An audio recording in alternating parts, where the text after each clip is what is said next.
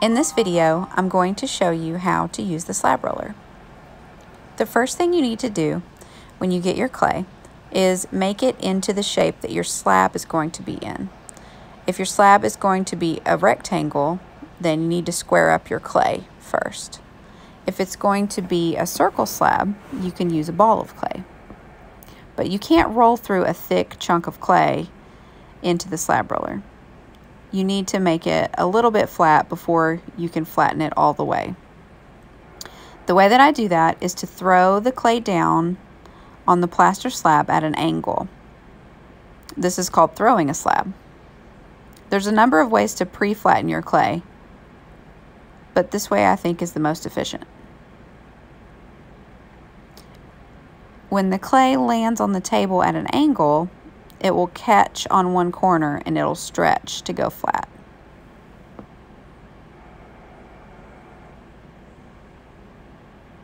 I like to do one side of the clay and then do another side. You don't have to throw it very hard.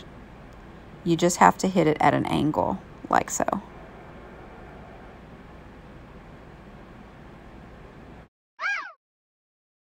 Before you roll your pre-flattened clay, you want to check the gauge on the slab roller and make sure it's set to 1/4 on both sides. Then you want to lay your clay down on a piece of fabric and then lay another piece of fabric down on top of that to prevent the clay from sticking to the slab roller. The way that you lay your clay down depends on whether or not your clay will get wider or longer. Push the clay all the way up to the slab roller.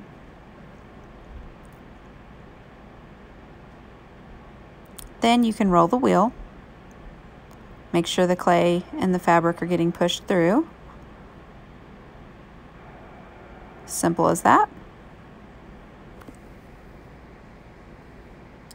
Then you want to take your slab and lay it on a piece of newspaper to store it. The newspaper will take some of the moisture out and keep slabs from sticking together or sticking to your storage tub.